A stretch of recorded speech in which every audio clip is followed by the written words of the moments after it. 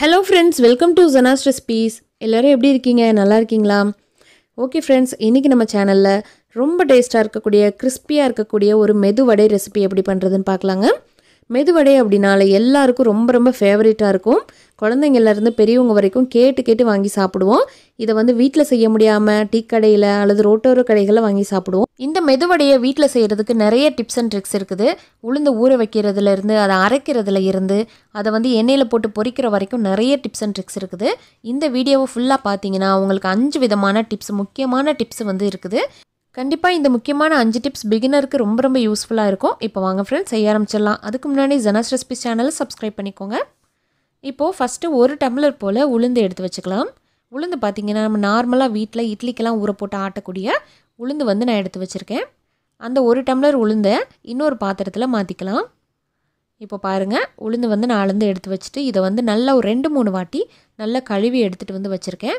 இப்போ tip number 1 என்ன அப்படினா, உளுந்து வந்து ஊற வைக்கிறதுல 2 மணி நேரம் ஊற வச்சுக்கோங்க. நீங்க கிரைண்டர்ல ஆட்றீங்க அப்படினா அரை மணி நேரம் ஊற வச்சா போதும். நம்ம இன்னைக்கு மிக்ஸில ஆட்ட போறோம். அதனால 2 மணி நேரம் ஊற வச்சுக்கலாம். இப்போ 2 மணி நேரம் ஆயிடுச்சு. 2 மணி நேரத்துக்கு அப்புறம் நல்லா இந்த மாதிரி ஊறி உப்பி வந்திருக்குது பாருங்க. நம்ம போட்டதை விட டபுள் குவாண்டிட்டி இருக்குது. இப்போ நம்ம ஊற வச்சிருக்கக்கூடிய உளுந்தை வந்து நம்ம கிரைண்டர்ல அரைக்காம மிக்ஸில தான் அரைக்க போறோம். இன்ஸ்டன்ட்டா மிக்ஸில அரைக்க போறோம். மிக்ஸில அரைக்கும்போது டிப் நம்பர் 2 என்ன அப்படினா, ஒரு சொட்டு கூட தண்ணி இருக்கக்கூடாது. முடிஞ்ச அளவுக்கு தண்ணி எல்லாத்தையும் வடிச்சிட்டு மிக்ஸில சேர்த்துக்கோங்க. தண்ணி சுத்தமா இருக்கவே கூடாது ஃப்ரெண்ட்ஸ். தண்ணி இல்லாம எப்படி அரைக்கணும் அப்படினா நான் உங்களுக்கு காட்டுறேன் பாருங்க. ஃபர்ஸ்ட் உளுந்து சேர்த்துட்டு நல்லா ஒரு பல்ஸ் மோட்ல வச்சு அந்த உளுந்து எல்லாத்தையும் உடைச்சு எடுத்துட்டு வந்துடலாம். இப்போ பாருங்க, உளுந்து எல்லாமே நல்லா பிரேக் ஆகி நல்லா உடைஞ்சு வந்திருக்குது. இப்போ இந்த அளவுக்கு அரைச்சதுக்கு அப்புறம் இதில் வந்து டிப் நம்பர் 3 பார்த்தீங்கன்னா 2 ஸ்பூன் மட்டும் தண்ணி ஊற்றிக்கோங்க. நான் காட்டுற இந்த ஸ்பூனில் மட்டும்தான் தண்ணி ஊற்றணும். சுத்தமாக தண்ணி இருக்கக்கூடாது. இப்போ 2 ஸ்பூன் தண்ணி ஊற்றி மறுபடியும் இந்த மாதிரி அரைச்சாச்சு. இப்போ அடுத்ததாக டிப் நம்பர் 4 என்னன்னு பார்த்தீங்கன்னா, உங்கள் உளுந்த வடை நல்லா புசுன்னு நல்லா கிறிஸ்பியாக மொறுன்னு இருக்கணும் அப்படின்னா ஒரே ஒரு சின்ன உருளைக்கிழங்கை நல்லா வேக வச்சுட்டு சேர்த்துக்கலாம். இப்போ நான் ஒரு உருளைக்கிழங்கை சேர்த்துட்டு இப்போ நல்லா அரைச்சி எடுத்துகிட்டு வந்துட்டேன். இப்போ தண்ணியெல்லாம் எதுவும் ஊற்ற வேண்டாம். உருளைக்கிழங்குல இருக்கக்கூடிய அந்த ஈரமே போதும். இந்த அளவுக்கு நல்லா புசுன்னு பஞ்சு மாதிரி மாவு அரைச்சி எடுத்துகிட்டு வந்துடுங்க. முடிஞ்ச அளவுக்கு தண்ணி ஊற்றணும் அப்படின்னா ஒரு 2 ஸ்பூன் மட்டும் ஊற்றிக்கோங்க. மெயினாக பிகினர்ஸ்க்காக சொல்கிறேன், மெது வடைக்கு மாவு இந்த அளவுக்கு பஞ்சு மாதிரி இருக்கணும். அதே போல் தண்ணி ஒரு சொட்டு கூட இருக்கக்கூடாது.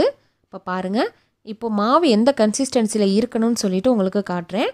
இப்போது சின்னதாக ஒரு கோழிக்குண்டு சைஸை எடுத்து உருட்டிட்டு அதை இன்னொரு பாத்திரத்தில் கொஞ்சம் போல் தண்ணி வச்சுட்டு அந்த தண்ணிக்குள்ளே போடுங்க. போட்டதும் அப்படியே மிதந்து வந்துச்சுன்னா உங்கள் உளுந்த வடைக்கு மாவு கரெக்டான பக்குவத்தில் இருக்குன்னு அர்த்தம். அப்படியே தண்ணியோட கரைஞ்சி போச்சுன்னா மாவில் தண்ணி கூடிருச்சுன்னு அர்த்தம். முடிஞ்ச அளவுக்கு மாவில் தண்ணி பதம் இல்லாத மாதிரி பார்த்துக்கணும் ஃப்ரெண்ட்ஸ்.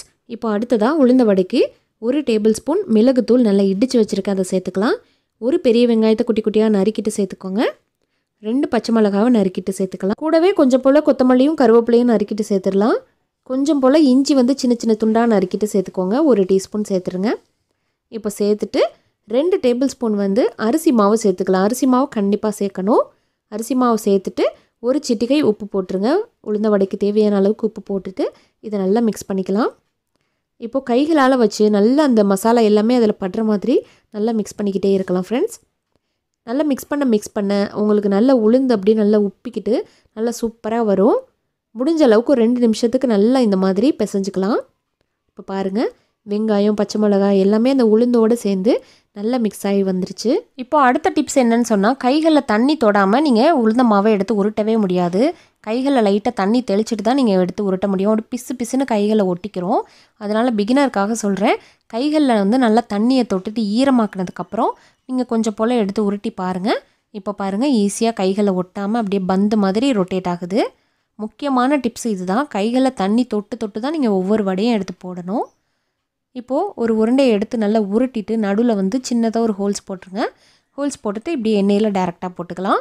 அந்த மாதிரி செய்ய முடியாதவங்க இந்த மாதிரி வீட்டில் இருக்கக்கூடிய குழிக்கரண்டியில் லைட்டாக இந்த மாதிரி தட்டிட்டு இப்படி டைரெக்டாக விடலாம்.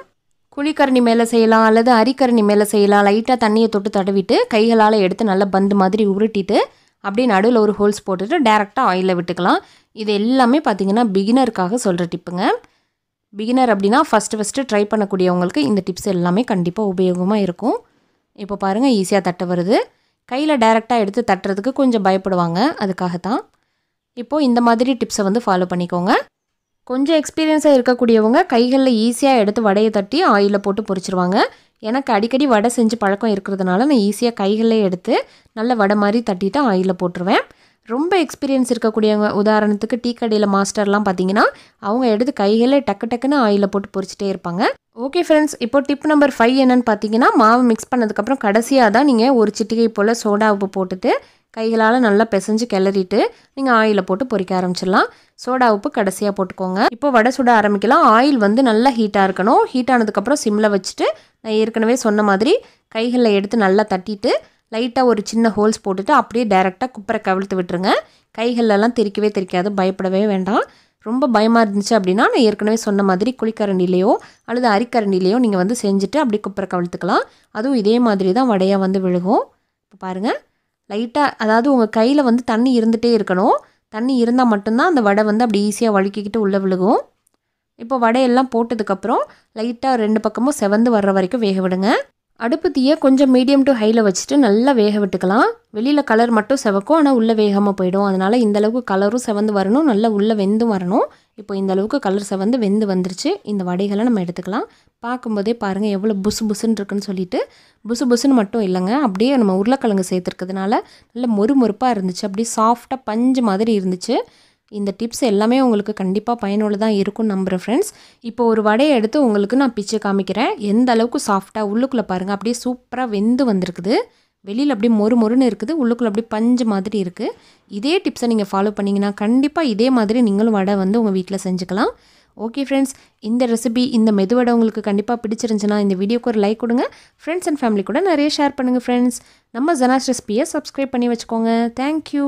தேங்க்ஸ் ஃபார் வாட்சிங்.